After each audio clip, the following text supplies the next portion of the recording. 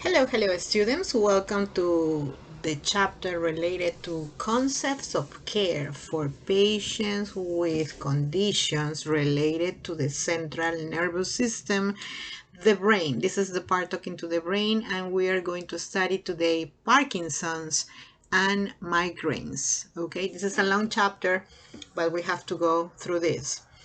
Parkinson's disease, also refers to as Parkinson's disease and paralysis agitans, is a progressive neurodegenerative disease that is one of the most common neurologic disorders of older adults. Most people have primary or idiopathic disease.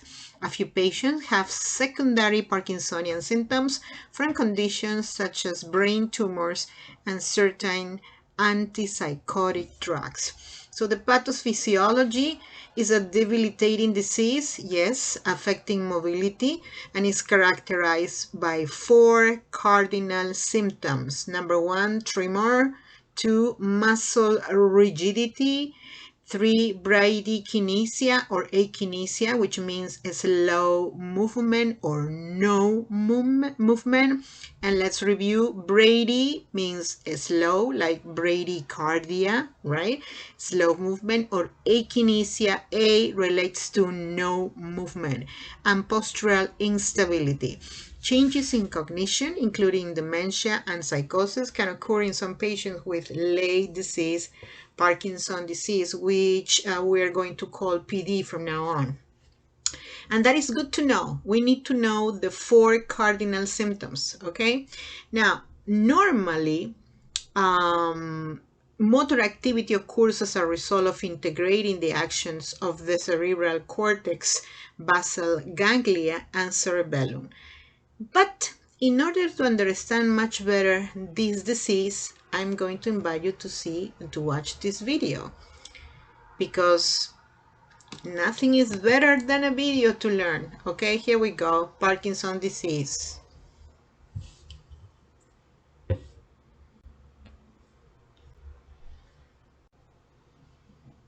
Parkinson's disease, or PD, is a neurodegenerative disorder in which dopamine-producing neurons of a brain structure called the substantia nigra are damaged and die over time, leading to a number of motor problems and mental disabilities. The substantia nigra is part of the basal ganglia, whose major function is to inhibit unwanted motor activities. When a person intends to make a movement, this inhibition is removed by the action of dopamine. As dopaminergic neurons are progressively lost in PD patients, low levels of dopamine make it harder to initiate voluntary movements. The events leading to neuronal cell death are poorly understood, but the presence of so-called Lewy bodies in the neurons before they die may offer a clue and is currently the subject of intensive research. Symptoms develop slowly over time. Most prominent are motor problems, which include hand tremors, slow movements, limb rigidity, and problems with gait and balance. These motor symptoms are collectively known as Parkinsonism. However, Parkinsonism may also be caused by a variety of other factors, which must be excluded before a person can be diagnosed with PD. Other motor-related problems may include slurred speech and reduced facial expressions. In later stages, non-motor symptoms such as mood and behavioral changes, cognitive impairment, and sleep disturbances may be observed. The cause of Parkinson's remains largely unknown, but is likely to involve both genetic and environmental factors. There is no cure for PD, but current treatments are effective in managing motor symptoms. First-line treatment involves medications which aim to increase dopamine levels in the brain. Major classes of medication include levodopa, a precursor of dopamine. Levodopa can cross the blood-brain barrier and is converted into dopamine inside the brain. Levodopa is the most effective of all medications, but because it also produces dopamine elsewhere in the body, its side effects may become serious in the long term.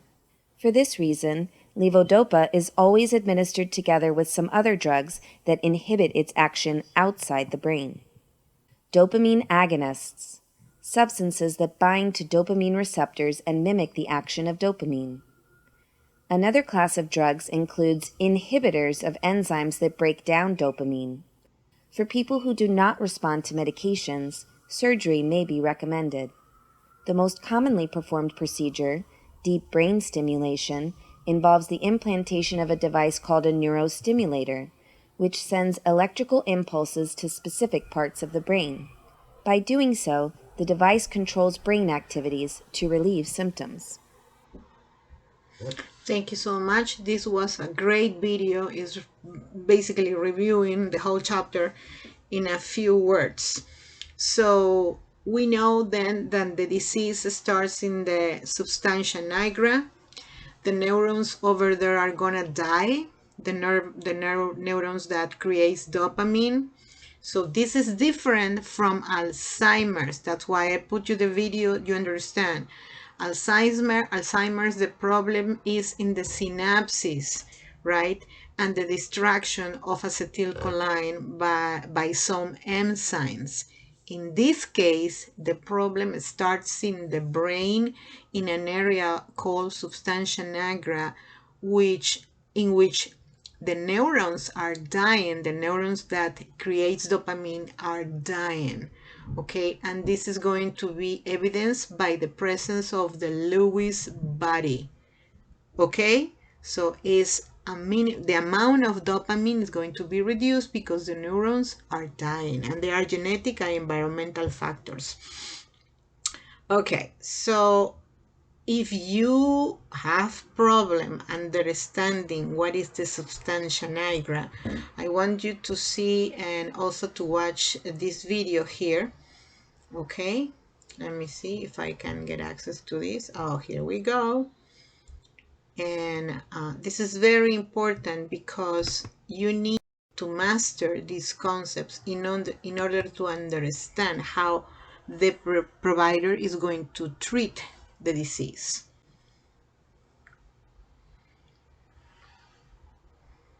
Welcome to 2-Minute Neuroscience, where I simplistically explain neuroscience topics in 2 minutes or less. In this installment, I will discuss the substantia nigra.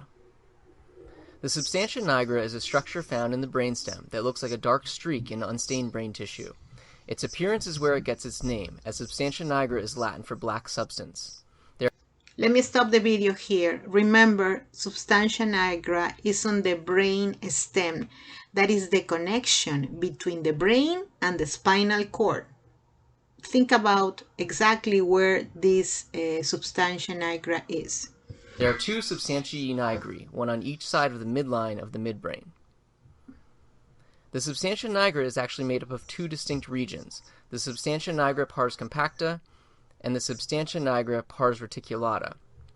The substantia nigra gets its dark coloring from the large number of dopamine neurons in the substantia nigra pars compacta, as they express high levels of a dark pigment called neuromelanin. In fact, most of the dopamine-producing neurons of the brain are found in either the substantia nigra or an adjacent area called the ventral tegmental area. The dopamine neurons in the substantia nigra are primarily found in the substantia nigra pars compacta, as the substantia nigra pars reticulata is more heavily populated with GABA neurons. The substantia nigra is considered part of the basal ganglia, and many of the dopamine neurons in the substantia nigra pars compacta project to 2 other structures of the basal ganglia, the caudate and putamen, which together are referred to as the striatum. These dopamine neurons make up a large bundle of fibers called the nigrostriatal pathway. The nigrostriatal pathway is one of the major dopamine pathways in the brain, and is thought to be extremely important in the facilitation of movement. The GABA neurons of the substantia nigra pars reticulata also play important roles in movement, and thus movement is one of the main functions of the substantia nigra. The substantia nigra also has many functions beyond motor control.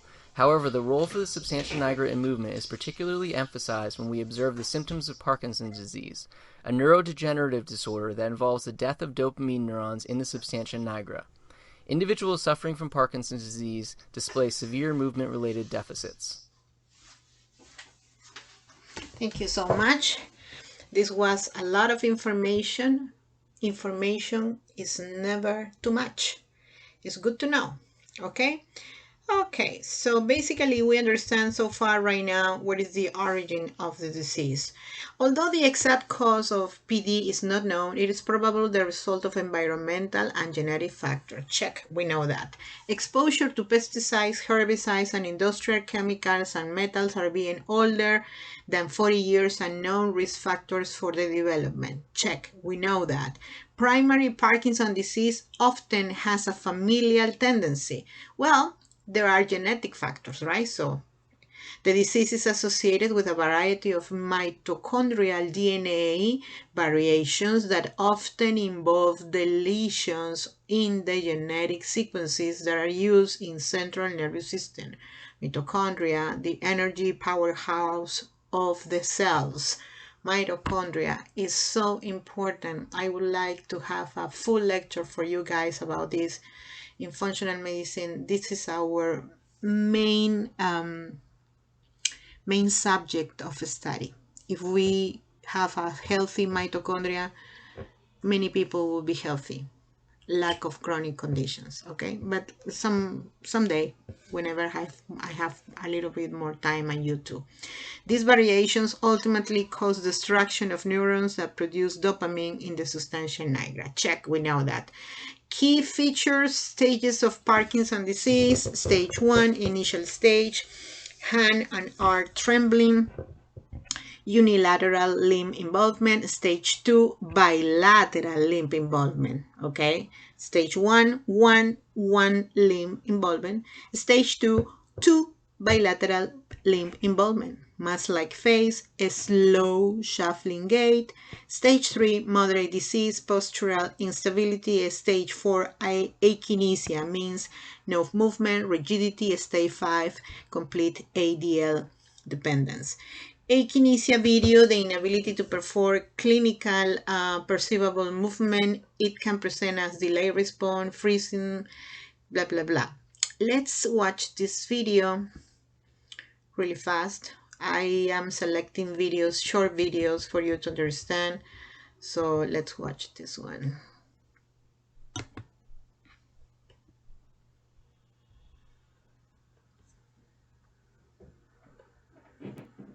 47 seconds. So you see this patient is with akinesia. It's so difficult for him to move. He cannot even, he's basically not moving. He's having a lot of difficulty just sitting on the bed. And he's having the help of a trapezius tool that is placed on top of the bed. Okay, so that's akinesia. Okay, patients with traumatic brain injury experience a higher incidence of PD. The Lewy bodies, abnormal proteins deposit in the brains of patients with PD, which causes problems with body movements, are found in the images when they try to make the diagnosis. Okay, and this is good to know. This is good to know. NCLEX material, when they are going to put you, for example, this disease is related to the following cells. Red Stenberg, Parkinson, and they put Red Stenberg, they put Benz-Jones, they put Lewy bodies, they put, you know, and you have to answer Lewy bodies for Parkinson. Benz-Jones is going to be for another disease. Red Stenberg is for another. Okay, so you need to master that. Okay, so let's go to incidence and prevalence. In the United States, about 60,000 new cases of PD are diagnosed each year, most in people older than 50 years old. However, you have to monitor starting 40 years old, as we described before. More than 1 million patients live with the disease. Now, the veterans. About 110,000 veterans have Parkinson. Exposure to Agent Orange and other herbicides and chemicals during the Vietnam War and other military deployment is a major risk factor. So For those who doesn't know, including me, Agent Orange is a chemical herbicide and defoliant that was used by the United States military during the Vietnam War from 1961 to the 71 as part of its herbicidal warfare program called Operation Ranch Hand. Okay? These times are crazy, right? All type of chemicals used for different purposes that make no sense. Anyway, let's continue. I don't want to get into politics. Interprofessional collaborative care, recognizing the cues, assessment, history, time and progression of symptoms noticed by the patient or family. The older adult may assume that these behaviors are normal changes associated with aging, and we know is not, and therefore ignore early signs and symptoms such as resting, tremors, bradykinesia, fatigue, and problems with muscular rigidity. So if you remember your old car mnemonic, I am keep reminding you about this. It's easy for you to make your assessment, your onset, location, duration, character, aggravating, relieving factors, timing, and severity. So physical assessment. On stage 1, Parkinson disease, unilateral resting tremors, we know that are usually noticed in one arm. Stage 2, signs and symptoms begin to worsen and become bilateral. In mid-stage 3, loss of balance and slow movement bradykinesia occur, and the patient is a higher risk for falls. Some patients report freezing because they feel that they are stuck to the floor. This is so sad. Assess the patient for rigidity or resistance to passive movement of the extremities. Rigidity is present early in the disease process and progresses over time. Observe the patient's ability to relax a muscle or move a selected muscle group. Observe the patient gait, posture, often unstable, and ability to ambulate with or without ambulatory aids. This is a mask-like facial expression typical in PD. Due to increased muscle stiffness, patients in stage 4 require a walker to ambulate and assistance with ADL, of course. Changes in facial expression or mask-like face with wide open, fixed, staring eyes is caused by rigidity of the facial muscle. In the late stage advanced disease or stage 5, the rigidity can lead to difficulties in chewing and swallowing, particularly if the pharyngeal muscles are involved, and this is good to know.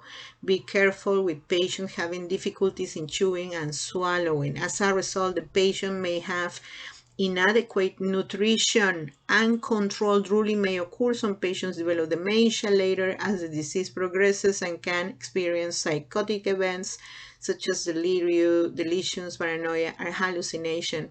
That's good to know. Be careful with aspiration pneumonia. Okay? Be careful with that, with aspiration and aspiration pneumonia. This is also NCLEX material, and I'm going to test you about that. Remember that Parkinson, the two things we need to worry about is mobility and cognition.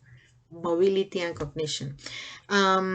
Depression, irritability, apathy, anxiety, and insecurity are also frequent. In addition to changes in voluntary movement, many patients experience autonomic nervous system symptoms such as excessive perspiration and orthostatic hypotension.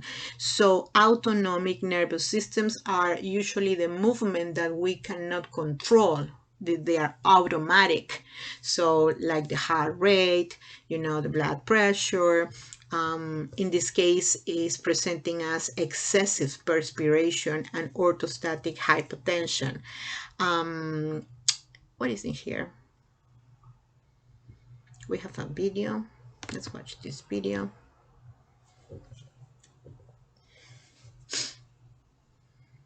Oh, okay. I think I know what it is. So this is a reminder of how to take the blood pressure on people. Hello, my name's Charlotte. I'm one of the doctors here to prevent and to diagnose orthostatic hypotension, also known as postural hypotension. Let me advance this video. So basically what she's going to do is going to start with the patient in the bed. So I'm just going to place the position. cuff on your arm now to check your blood pressure while you're lying down. Is that okay? Yeah.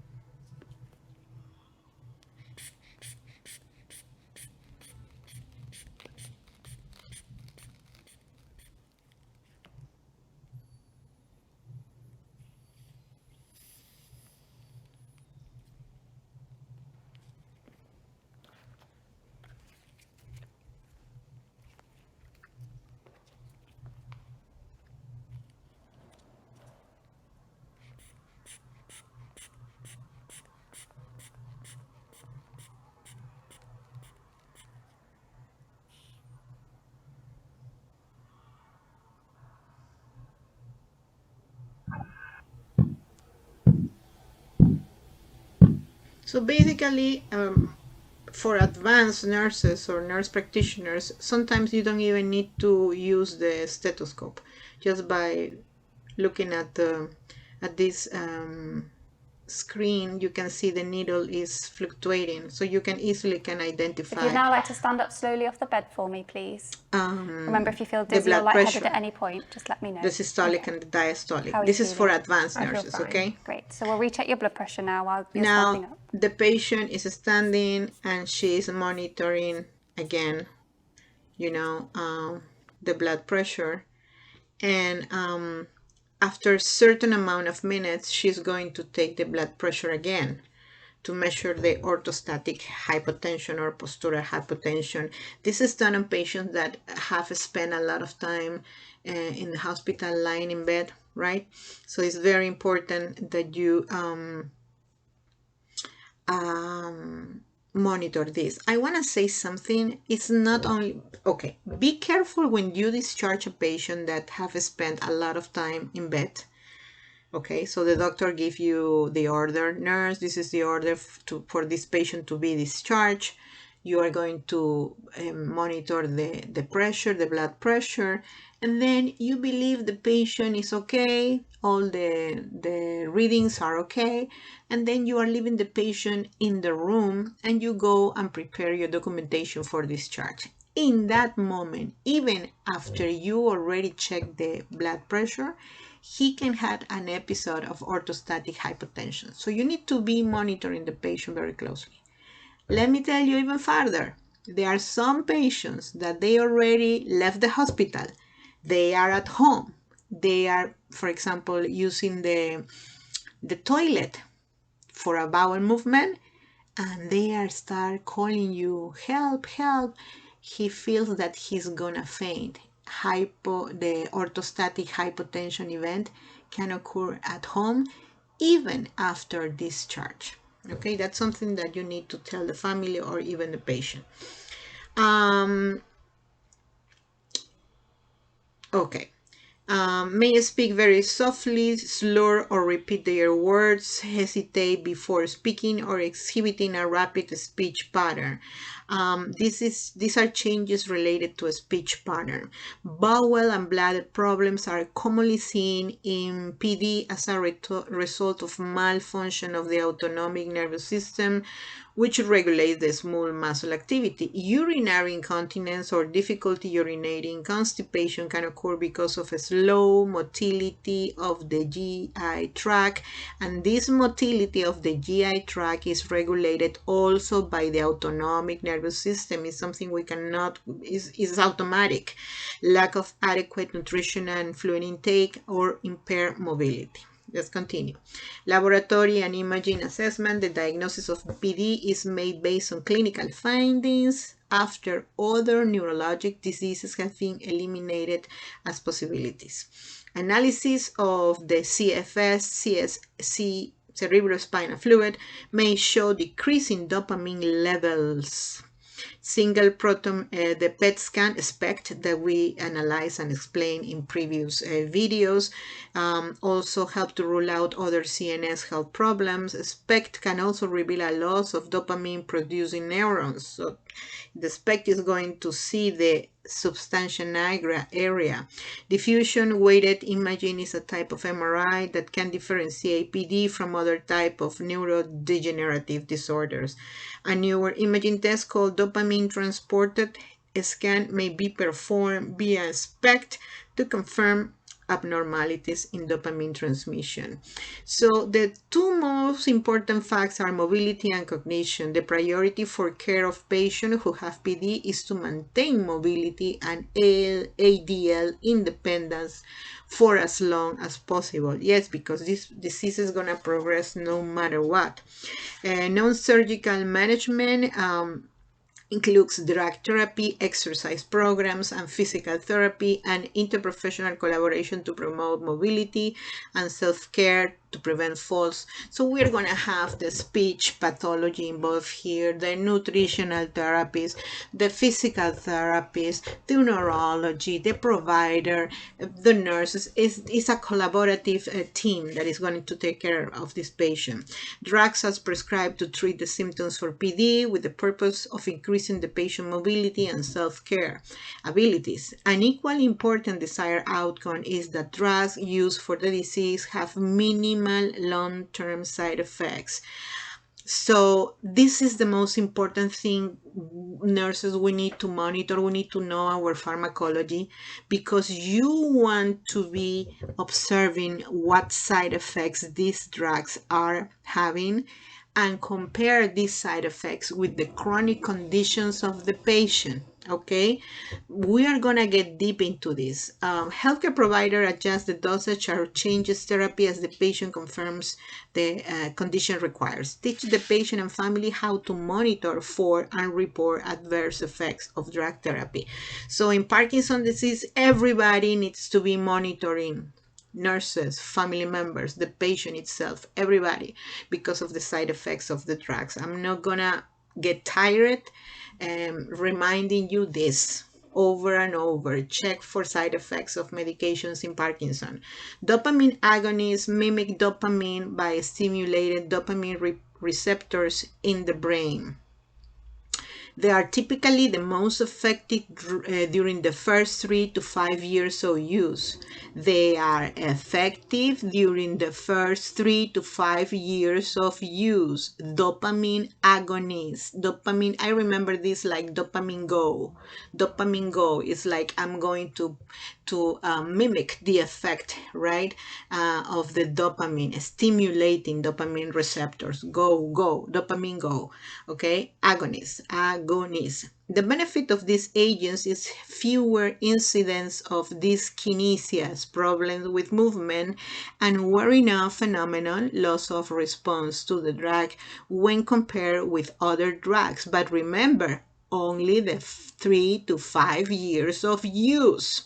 This problem is characterized by periods of good mobility on, alternating with periods of altered mobility off. Patients report that their most distressing symptoms is the off time. So for 3 to 5 years, the dopamine agonists are going to work perfectly, and the patient is not having many side effects. But when the medication is not there in the body, he's going to be having the altered mobility periods. Okay, that's good to know. NCLEX material. So best practice for patient safety and quality, Parkinson's disease, administer medications promptly on the patient's individualized schedule to maintain continuous therapeutic drug levels and to minimize the period of the medication, right? The off time. Provide drug therapy for pain and or tingling in limbs as needed. Monitor drug side effects, especially orthostatic hypotension. We have reviewed how to do that again. Always is good to review. Hallucinations and acute confusional state delirium. Place the patient on fall precautions according to agency protocol. Also, Implement interventions to prevent complications related to impaired mobility, such as constipation, pressure injuries, and contractures. 3 things very important to prevent constipation. 3 things very important. First, high intake of fiber. Your vegetables, your raw vegetables and fruits, right? Those that are having water on it, okay? Like your lettuce, tomato, okay? Now, fluids. Number 2, 3, exercise of movement. Professor Matalana, but the patient is having mobility issues. Yes, but with the physical therapies, even if they cannot walk extensive distances of periods, the physical therapy can help exercise the limbs in the bed. So the patient can be having exercise done by the physical therapist in the bed, right?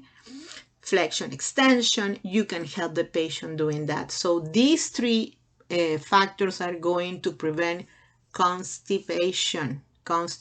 Also, you can talk to the provider, you can put enemas, you can do many things to help the patient have a bowel movement. Constipation is important.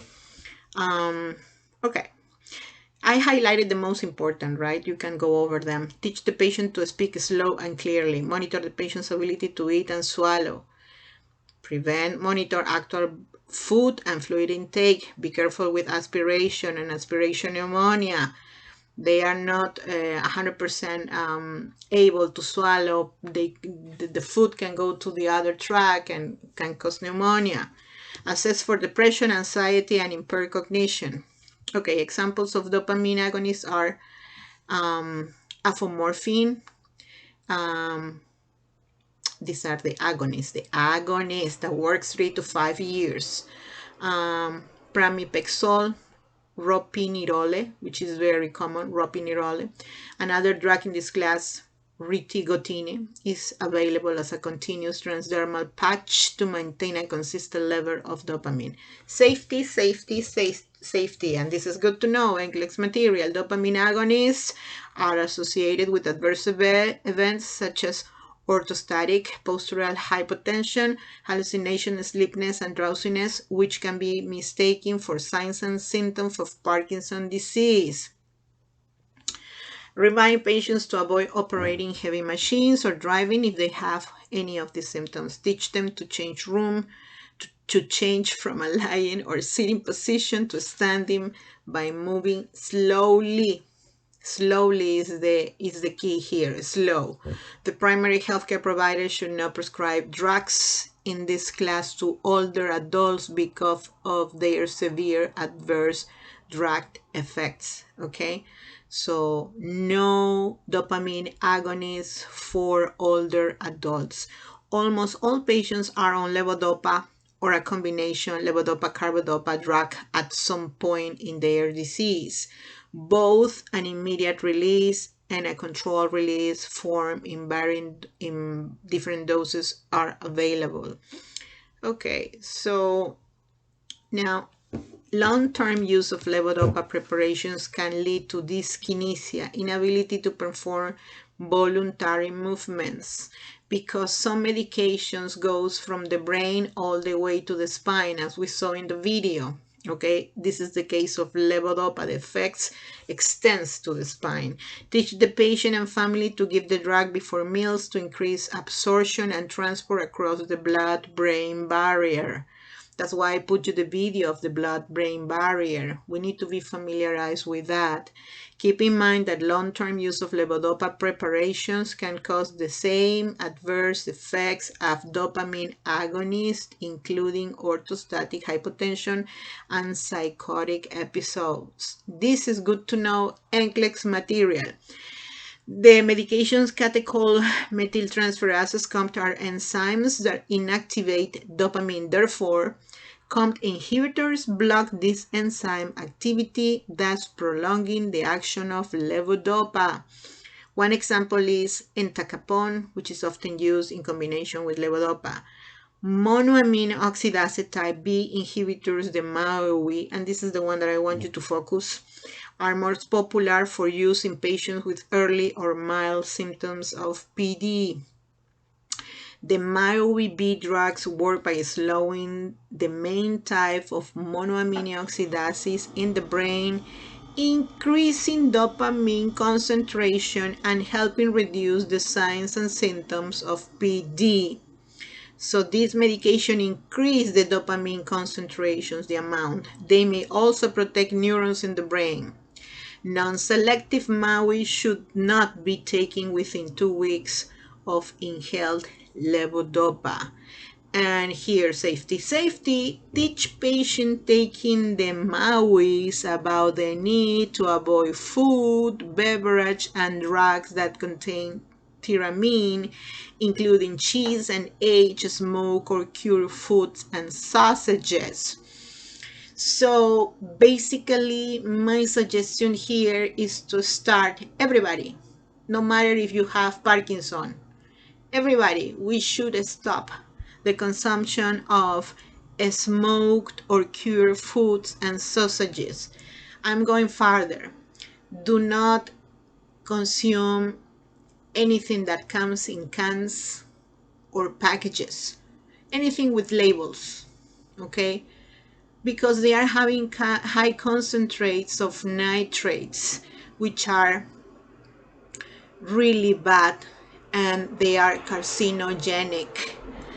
I'm telling you this. And in this case, they are causing different conditions related to the nerves. This medication, the MyOwis, they are going to be they are going to have an interaction with cheese, aged, smoked, or cured foods and sausages. Remind them to avoid also red wine and beer to prevent severe headache and life-threatening hypertension. Patients should continue this restriction for 14 days after the drug is discontinued. If we consume the right food, if we start to get the right nutrition, probably we can prevent this type of diseases. I am not saying this is something that is proved, but highly, is highly, the chances are high. This is good to know. NCLEX material. Mantadine is an antiviral drug that has anti-Parkinson effects. It may be given early in disease to reduce symptoms. It is also prescribed with levodopa-carbidopa preparation to reduce dyskinesia. Rivastigmine is a cholinesterase inhibitor that is used only when patients with PD have dementia. So remember how the acetylcholine, right, is working in the synapse, causing the dementia in Parkinson. You can go and watch the video. So this medication is only be given when the patient is having PD and dementia. These drugs work to improve the transmission of acetylcholine in the brain by delaying the destruction of the enzyme acetylcholinesterase. Okay, NCLEX alert, that's good to know. For the patient on any long-term drug therapy regimen, drug tolerance or drug toxicity often develops. And not only for Parkinson, for anything, for every condition. Drug toxicity may be evidenced by changes in cognition, such as delirium, acute confusion, or hallucination, and decreased effectiveness of the drugs. In this particular disease, these are going to be the adverse effects, right, of the long-term drug therapy. Delirium may be difficult to assess in the patient who is already experiencing chronic dementia as a result of Parkinson or another disease. If possible, compare the patient's current cognitive and behavioral status with the baseline before drug therapy begins. Yes, it's very important. Nurses, wake up. You are the last step between the provider's prescription and the administration of the medications, as I always say. So you are there in the hospital most of the time with the patient. You have to know the current cognitive status of the patient before administering this type of drugs.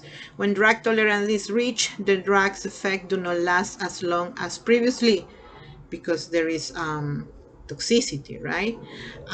The treatment of PD drug toxicity or tolerance includes a reduction in drug dosage, a change of drug, or in the frequency of administration, a drug holiday, particularly with levodopa therapy, that we know affects not only the brain, but the side effects extends to the spine, the spinal cord. Muscle spasm may be relieved by baclofen. Drooling can be minimized by sublingual atropine sulfate, and insomnia may require a sleeping aid such as zolpidem tartrate. So medication on top of medication and on top of medication just to relieve the side effects. If you nurses are observing and monitoring, probably the patient wouldn't have to take that many medications, right? Because you already prevented the toxicity based on the cognition of the patient and the mental status, okay? You don't want to give this medication and then give atropine sulfate and then you want to give zolpidem. It's too much. These patients are elderly. They are not supposed to be going through this. Medical marijuana, also called cannabis, has been legalized in Canada. In the United States, most states and territories permit this cannabis. There is inadequate evidence that medical marijuana is effective in managing symptoms associated with PD. Many patients report its ability to help relieve tremors, dyskinesias, pain, insomnia, fatigue, and depression. Nurses should stay up to date on legislation. That's why I always ask you please to download your Medscape and check the updates. You can even download an application called Smart News and select to be informed only in the healthcare news, only news related to healthcare. And you are going to be bombarded every day with all the new legislation and protocols. That's your job, nurses. Okay, we have to be informed and remain non-judgmental regarding the patient's choice to use this product, of course. Other intervention, a freezing gait and postural instability are major problems for patients with PD. Suggested interventions for freezing gait include attempting to step sideways when forward, shifting the weight side to side when attempting a step, and visualizing an object on the ground to step over. And that's good to know if the patient is going to transfer from the bed and is going to be standing up. Try to move the patient side to side on the bed little by little until he finally gets to stand up, the standing position. Non-traditional exercise programs such as yoga and Tai Chi may improve mobility in the early stage of the disease. Nothing better than yoga and Tai Chi. And they are for free in every single park in New York, in all boroughs. Just go to your Shape New York website that I gave you, look for the times and start working, not only for Parkinson disease patients, but for everybody. Even us, the nurses, we need to practice some type of stress management therapies. Retain mobility by incorporating active and passive range of motion, exercise, muscle stretching, out of the bed activity. If the patient is hospitalized for any reason, be sure that fall risk precautions are applied accordingly to agency policy. Falls are not zero tolerance policy in the hospitals. Patients with PD-10 do not sleep well at night. That's true because of drug therapy and the disease itself. Some patients nap for short periods during the day and may not be aware that they did it. This sleep misperception put them in risk, especially if they are going to be driving later. So we need to work on their sleep pattern. Collaborate with the registered dietitian nutritionist if needed to evaluate the patient food intake. Probably if they have problems swallowing, probably they will benefit from drinking or getting food through soft diet and thick milkshakes or any other type of thick nutritional foods, right? Elevate the patient's head to allow easier swallowing and prevent aspiration. That's good to know. As I told you before, it could be aspiration, pneumonia, too many complications. The patient often experiences an intended weight loss. Alert with this piece of information. The patient often experiences in unintended weight loss, which is most likely due to disease progress, but may be attributed to increased calories used because of muscle spasm rigidity. So the misconception here is that he is not eating the correct amount of calories. That's why he's losing weight. And it's not. He's losing weight because the disease is progressing and the muscles and the body are using extra energy for moving. So they are absorbing the calories. Even if he's getting the right amount of calories, the body is using a lot of energy and they are using extra calories to complete that movement. So that is a signal of the progression of the disease. Okay?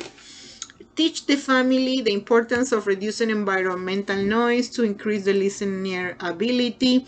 Have the listener watch the patient's lips and nonverbal expression for cues to the meaning of conversation.